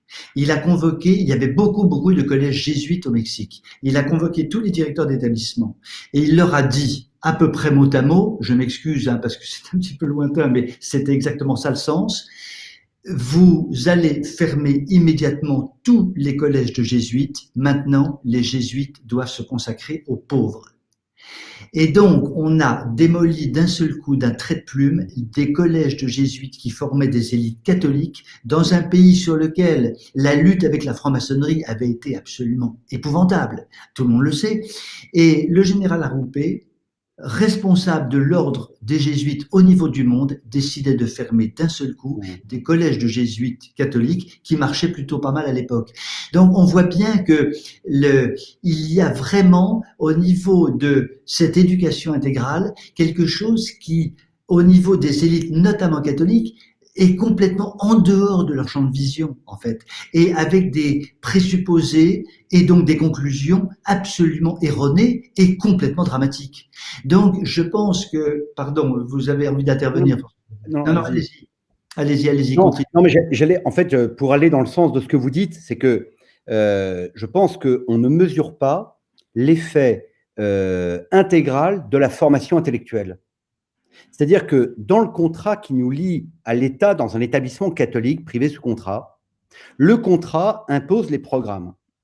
Une des personnes qui nous écoute ce soir souligne la gravité, par exemple, de la pensée évolutionniste qui est transmise dans les programmes.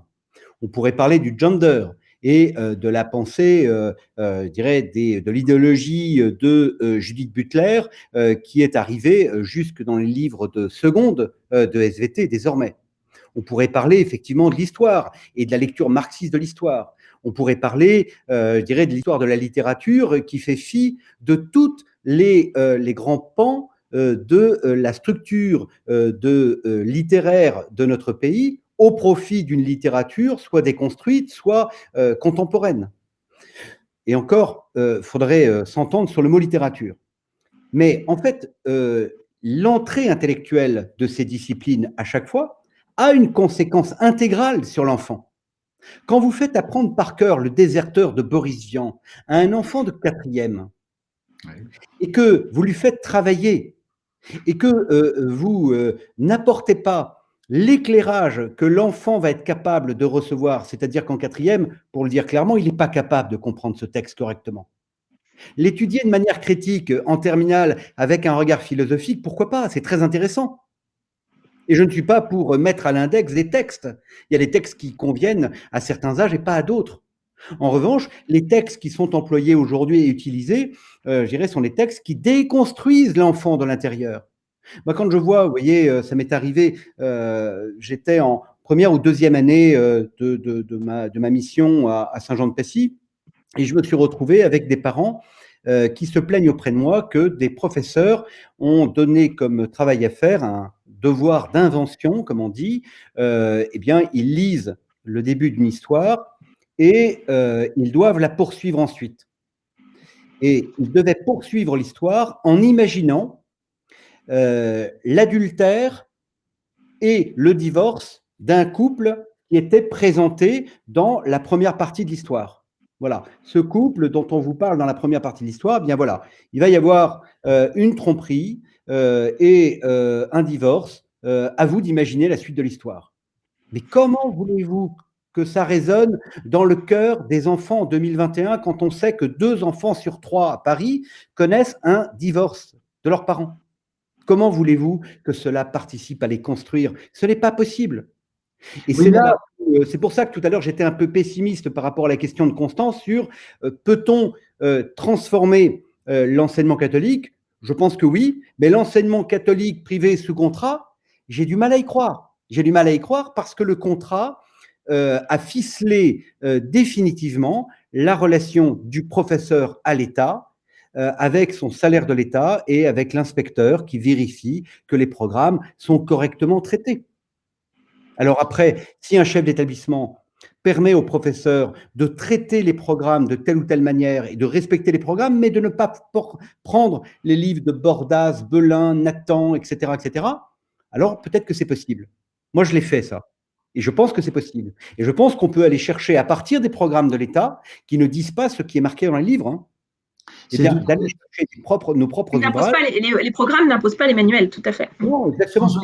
François-Xavier, je voudrais, par rapport à ce que vous venez de dire quelque chose qui me semble important, et là, c'est aux parents que je m'adresse, entre guillemets, et il faudrait que à mon avis, il faudrait vraiment motiver les parents sur ce genre de sujet. Je pense qu'il y a deux choses que les parents, malheureusement pour eux, parce que c'est un énorme travail, doivent faire, que leurs enfants soient dans le public ou dans le sous-contrat. C'est que le soir, ils doivent feuilleter absolument tout ce qui a été fait dans la journée pour pouvoir redresser ce qui a été dit d'erroné dans la journée par les professeurs qui ont donc éduqué, entre guillemets, leurs enfants.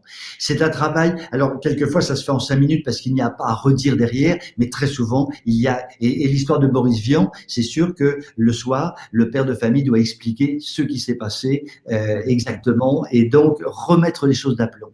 Ça me semble très important. Et puis la deuxième chose, et ça c'est une question qui chez Liberté Politique m'est très souvent posée et m'a été très souvent posée depuis 10 ou 15 ans.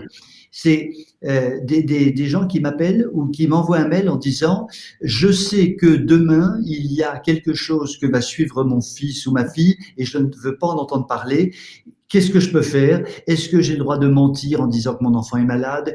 Comment est-ce qu'il faut faire? » Et moi, j'ai répondu, et je vais certainement devoir m'en confesser, mentez autant que vous pouvez, votre enfant est malade, votre enfant n'est pas là, ne peut pas être là, inventez n'importe quoi. Il faut absolument protéger l'âme des enfants. Pardon? Aucun scrupule. Aucun scrupule. Et je suis étonné par le légalisme des parents. Lors d'une conférence où on me posait la question un peu de cette façon-là et je répondais ça, et il y a un parent qui m'a vraiment pris à partie en disant « C'est absolument honteux, vous apprenez à votre enfant à mentir. » Non, je pense que c'est la prudence du serpent qui était dans l'évangile. Il faut être prudent et quelquefois la prudence passe malheureusement par le mensonge, mais entre un petit mensonge dont on peut se confesser et une perversion qui est éventuellement indiquée à sa fille ou à son fils le lendemain par des formateurs LGBT qui vont expliquer que toutes les perversions sexuelles, c'est la merveille du monde, je pense qu'il n'y a même pas de débat dans la balance. Voilà. Vous savez, je crois, François, que le mensonge dont vous parlez est le même que celui qu'un prêtre catholique réalise quand il cache des Juifs pendant la Seconde Guerre mondiale et qu'il répond à des Allemands de passage qu'il n'a pas de Juifs dans sa cave. Exactement. La même chose, vous protégez la personne, vous protégez la dignité de la personne humaine, vous protégez l'âme d'un enfant, c'est ça l'enjeu. Il y a une personne qui pose la question sur la question des livres et est-ce que nous éditons des livres? Alors, vous citez effectivement les œuvres Saint-Nicolas, vous citez la librairie des écoles. La librairie des écoles fait un excellent travail. C'est un autre Nemo, c'est le fils de celui que je citais tout à l'heure, c'est Jean Nemo, qui fait un très beau travail sur ce plan-là. Il y en a d'autres. Il y a aussi l'abbaye de Clerval à Flavigny, qui fait un très gros travail, Saint-Joseph de Clerval.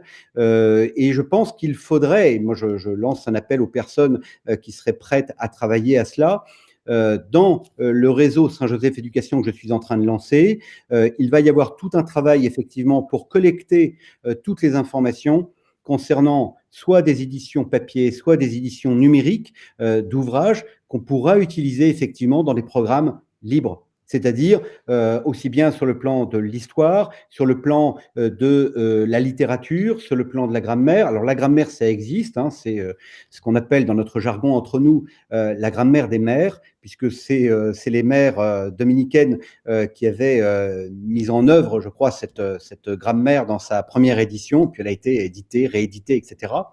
Il y a un travail qui a été fait en histoire par Dimitri Casali aussi, et en géographie, hein, plusieurs ouvrages, mais je crois qu'il y a encore des besoins, comme par exemple, je ne crois pas aujourd'hui, mais peut-être que je me trompe, et certains pourront réagir si c'est le cas, hein, mais je ne crois pas aujourd'hui qu'il existe de livres, par exemple, en SVT, ou de livres en littérature proprement dite, c'est-à-dire un livre qui reprenne et qui mette à jour en gros Lagarde et Michard. Moi j'appelle de mes voeux qu'on puisse par exemple rééditer, mais en les actualisant avec les nouvelles connaissances que nous avons sur les auteurs et sur l'histoire de ces auteurs, les Lagarde et Michard par exemple. Tout à fait. Alors, je vois le compteur de l'heure qui tourne.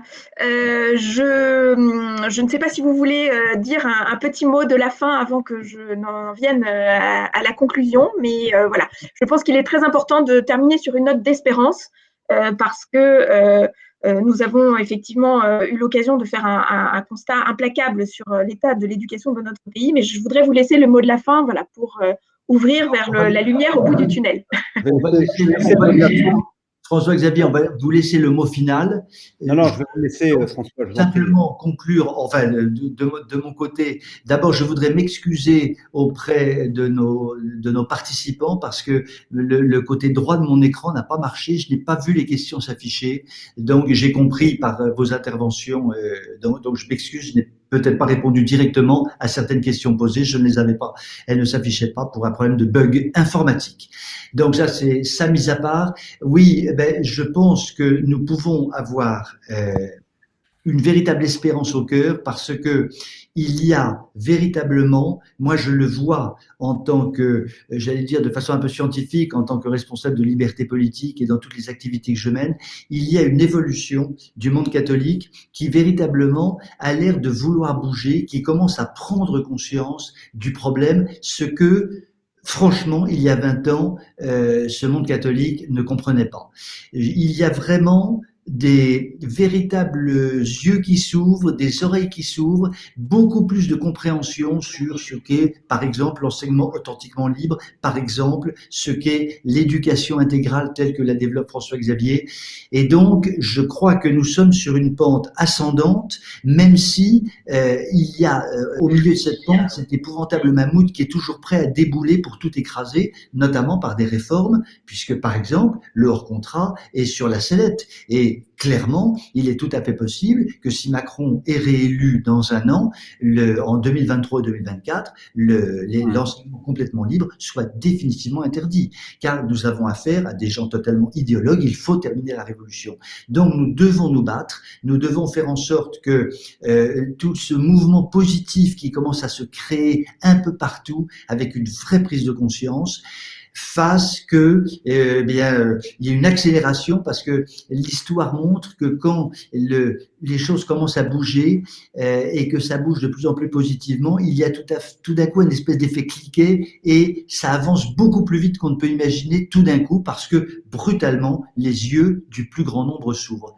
Donc à titre personnel, j'ai vraiment l'espérance chevillée au corps à condition simplement que aucun d'entre nous ne baisse les bras, ça c'est la condition fondamentale et que là encore on demande au ciel de nous aider et ça me semble également très fondamental. François, quelques mots pour conclure sans véritablement conclure, mais il y a un sujet qui a été qu'on a juste effleuré et par lequel je désire conclure. C'est le sujet du scoutisme. Il y a eu plusieurs questions en plus qui étaient relatives au scoutisme. Moi, le scoutisme que je connais, c'est le scoutisme du Percevin. Scoutisme du Percevin, qui est un scoutisme catholique unifié et qui développe vraiment l'unité intégrale. Je pense qu'on a dans le scoutisme européen ou dans le scoutisme unitaire de France, eh bien, un vrai enracinement anthropologique qui est pensé depuis la tête jusqu'en bas, et qui est pensé aussi par marquetage avec, je dirais, l'engagement des chefs qui eux-mêmes étaient louveteaux ou qui étaient scouts, etc. Pourquoi je parle du scoutisme? D'abord, c'est pour répondre à quelques questions qui étaient posées sur ce plan-là. Je ne dirai rien des scouts de France parce que je ne souhaite pas attaquer ce mouvement dans la mesure où probablement qu'ils font par ailleurs un bon travail, mais je pense qu'ils ont tout de même perdu l'âme du scoutisme et de ce fait-là, il est difficile eh bien, de penser comment dire, le scoutisme avec les scouts de France. Je n'ai pas cité Europa Scout, effectivement, vous avez raison de les citer, et d'autres. Mais pourquoi je parle du scoutisme? Parce qu'il y a dans le scoutisme un lien entre la famille et l'école. Et ce lien est un lien d'intégration de la vie de l'enfant. L'enfant n'est plus dans sa famille, il n'est pas à l'école, il est dans un environnement qui est un environnement un peu déguisé, un peu ludique et en même temps bien réel, dans lequel il va y avoir un engagement et il va découvrir par sa promesse, par la devise de notre mieux, c'est-à-dire la devise qui conduit à l'excellence, puisque de notre mieux, ce n'est rien d'autre que le chemin de l'excellence d'une vie, eh bien, il va découvrir le chemin de la sainteté. Et moi, je pense que l'éducation intégrale, ce n'est rien d'autre que l'appel à la sainteté.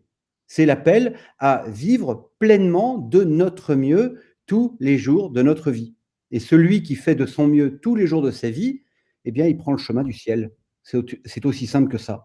Merci en tous les cas, François, de cette invitation et puis de cette rencontre. Merci surtout à Constance qui a préparé et depuis déjà quelques jours ou semaines, je ne me rends pas compte de tout, mais en tous les cas, merci Constance de votre animation ce soir et de ce travail que vous avez fait pour rendre possible notre rencontre. Eh bien, merci à nos deux intervenants exceptionnels pour leur enthousiasme, pour leur combativité.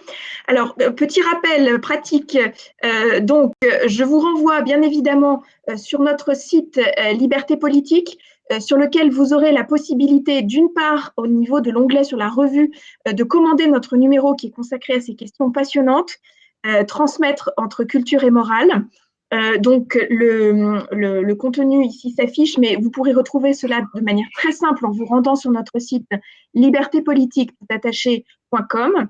Et toujours sur notre site, vous pourrez trouver dans notre rubrique qui s'appelle Nos coups de cœur, disponible dès la page d'accueil, la recension que nous avons effectuée de l'ouvrage de François-Xavier Clément qui est disponible.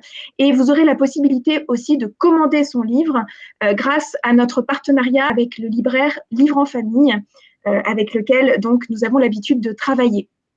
Donc, je vous encourage évidemment, plus que chaleureusement, à vous procurer ces ouvrages pour approfondir la réflexion de ce soir. Je terminerai en vous remerciant chaleureusement de votre participation. Alors, je suis vraiment contente que vous soyez aussi nombreux à avoir répondu à l'appel. Quelqu'un disait tout à l'heure que nous fêtions aujourd'hui la Saint-Jean-Baptiste de la Salle. Donc, c'est un très beau signe de se dire que nous avons tenu cette conférence sous les auspices d'un saint qui s'est autant dédié à l'éducation. Je m'excuse si d'aventure il y a eu pour certains quelques petits aléas techniques. Il faut évidemment qu'il y ait toujours quelques petits grains de sable dans la machine, surtout quand on fait confiance à l'informatique. Mais merci en tout cas à vous pour votre persévérance. Et à très bientôt, j'espère, pour d'autres rendez-vous. Nous avons d'autres rendez-vous qui sont prévus pour Liberté Politique. Les dates sont susceptibles de bouger légèrement, mais nous avons un rendez-vous qui va porter sur la question de la pornographie et la pédophilie dans les prochaines semaines, et également sur le sujet des vaccins, donc deux sujets qui nous mènent assez loin de l'éducation, mais qui promettent eux aussi d'être tout à fait passionnants. Il me reste donc à vous souhaiter une bonne fin de soirée et à vous dire, je l'espère, à très bientôt.